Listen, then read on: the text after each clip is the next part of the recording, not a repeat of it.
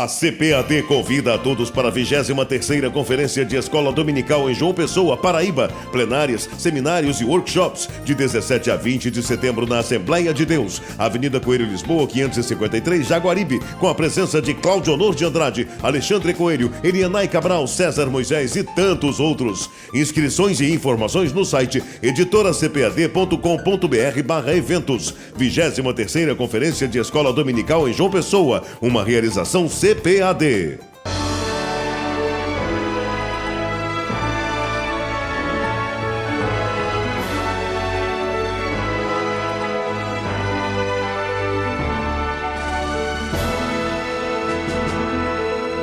Subsídios. Lições bíblicas. Adultos. Lição 12. A morte de Jesus.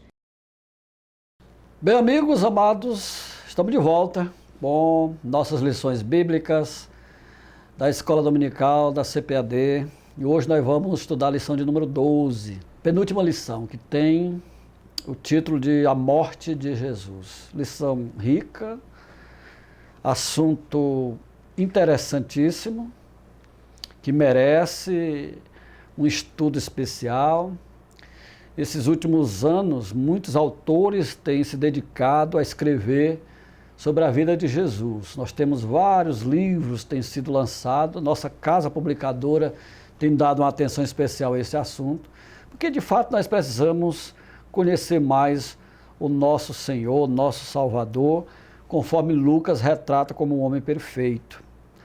E aqui nós vamos estudar alguns detalhes que Lucas fez questão de colocar no seu evangelho para a gente entender melhor o papel ou aquilo que representa a morte de Jesus para nós.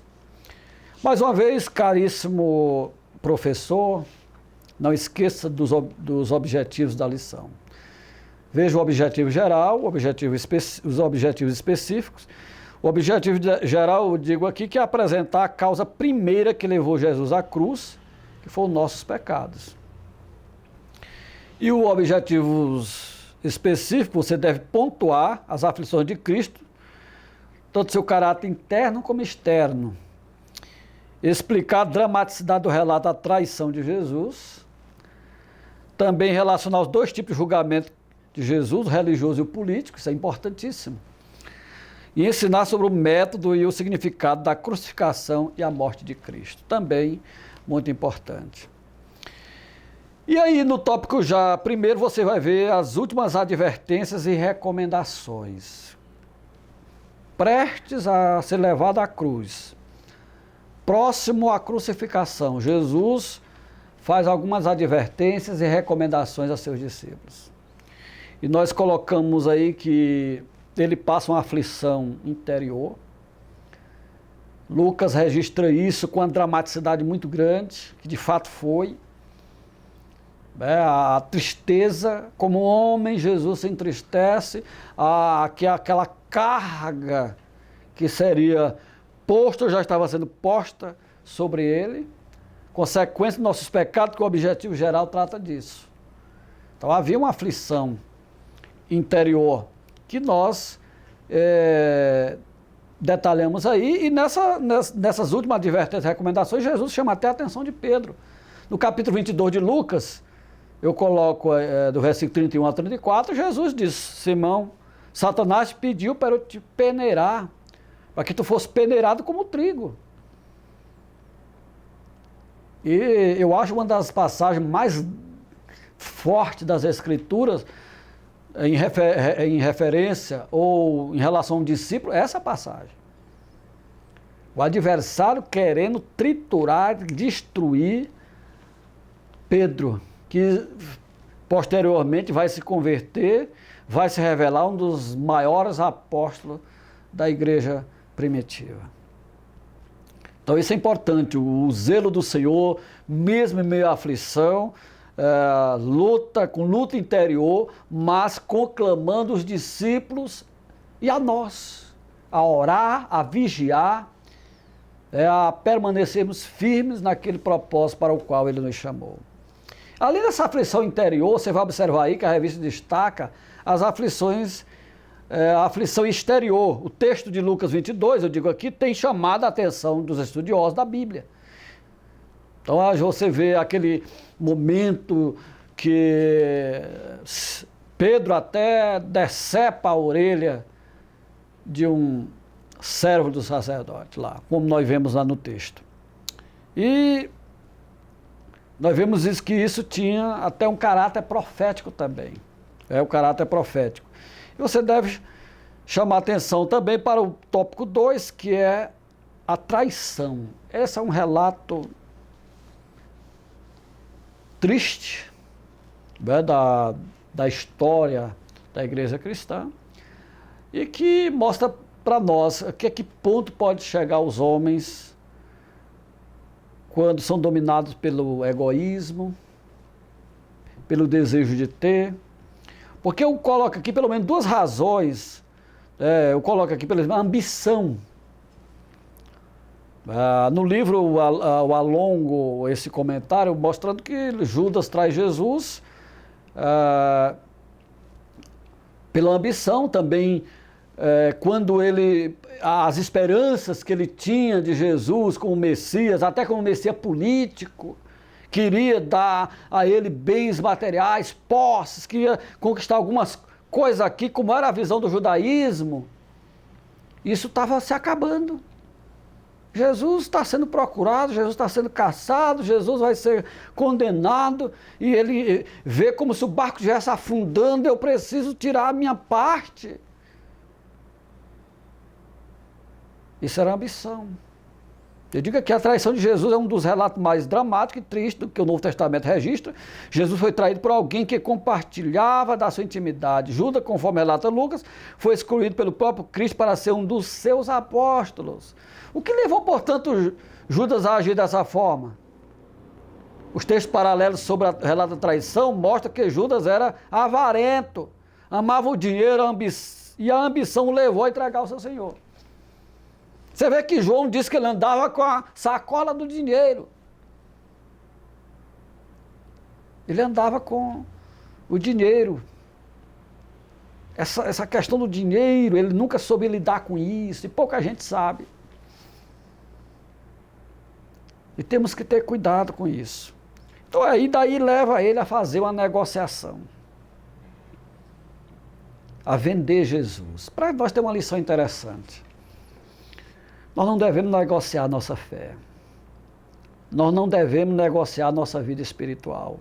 Me lembro aqui da censura que Elias, o profeta, faz a Acabe, o rei desviado do reino do norte, Israel. Elias vai dizer que você se vendeu, dizendo para Acabe, para praticar coisas contra a vontade do Senhor. Queridos, vamos ter cuidado de passar o nosso ensino, de formar discípulos, para que nunca essas pessoas venham negociar a sua fé, seja por qualquer valor, qualquer razão. Não vale a pena. Judas, ele vendeu a verdade. Ele vendeu a verdade, e o livro de Provérbios diz o seguinte: compre a verdade, não há vendas. Compre valores, não venda seu caráter, não venda a sua vida. É uma lição que isso traz para nós. O terceiro julgamento de Jesus, o julgamento e a condenação de Jesus é o terceiro tópico. Isso acontece nas duas esferas, que eu chamo aqui religiosa e política. Por que Jesus vai condenado ou julgado na esfera religiosa?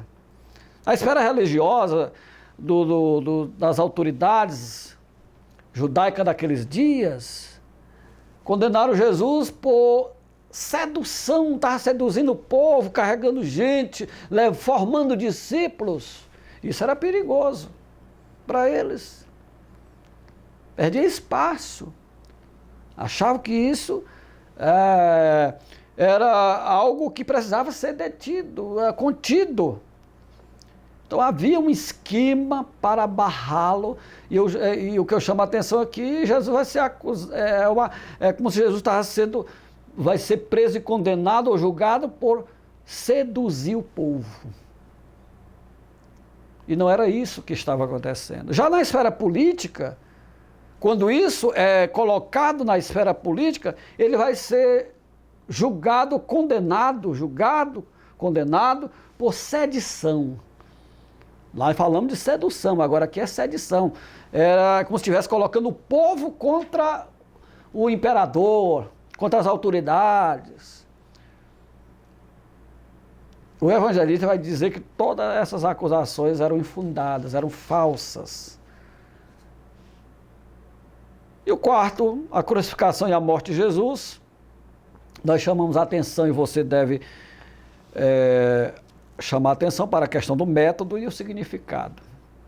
O método da crucificação era uma pena romana. Os romanos crucificaram centenas de pessoas. Joséfo diz isso na sua obra. Chegou-se a ponto de faltar até madeira. Quando havia levantes contra o império, a pena capital para servir de exposição era a cruz. E era essa cruz que nós conhecemos, no formato que nós conhecemos.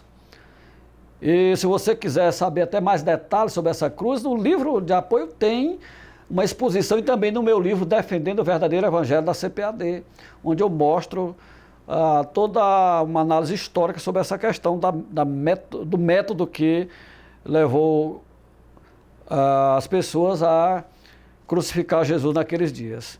Então a mensagem do império era bem clara: qualquer rebelde, pessoa que se levantasse contra o império, era condenado a uma pena exemplar, que era a pena da crucificação, que até a lei romana proibia que um cidadão romano se submetesse a essa pena de tão horrenda que ela era. Era uma pena terrível. Então Jesus, ele é crucificado, e para nós cristãos é interessante o significado que isso tem. Eu coloco aqui que para muitos críticos Jesus não passou de um mártir, como foram tantos outros líderes judeus que vieram antes dele. Todavia a teologia lucana depõe contra essa ideia. O que se espera da morte de um mártir não pode ser encontrado na narrativa da morte de Jesus. Para Lucas, Jesus morreu vicariamente pela humanidade. Foi pela causa política? Não, ele morreu por nossos pecados, diz Paulo na carta aos Coríntios, capítulo 13. E isso é importante a gente, aliás, capítulo 15, a carta de Paulo aos Coríntios, capítulo 15, é um capítulo que é uma verdadeira apologia da doutrina bíblica, da morte e ressurreição de Jesus, do significado que tem. E lá Paulo diz: Cristo morreu pelo nosso pecado segundo as Escrituras. Então, essa lição é interessante para a gente entender o propósito da morte do Senhor. Eu digo aqui que é um fato histórico, que Jesus foi condenado pelos líderes religiosos e executado pelas leis romanas. Todavia, devemos lembrar de que a causa primeira que levou Jesus de fato à cruz foram os nossos pecados. O apóstolo Paulo também destaca esse fato: aquele que não conheceu o pecado, ele fez pecado por nós, para que nele fôssemos feitos justiça de Deus. Está na carta dos Coríntios, segunda carta 5:21. Então, graças a Deus que o Senhor morreu por nossos pecados, como substituto, vicariamente por nós. E hoje o que se precisa, se requer, é a fé nele, receber ele como Senhor, como Salvador, e desfrutar das bênçãos de Deus que advém daí. Meu amigo, meu irmão, nós vamos ficar por aqui. Eu desejo a você mais uma vez sucesso, que você seja bem sucedido nesta aula e que Deus em Cristo te abençoe. Amém. CPAD, 75 anos. A editora da Escola Dominical.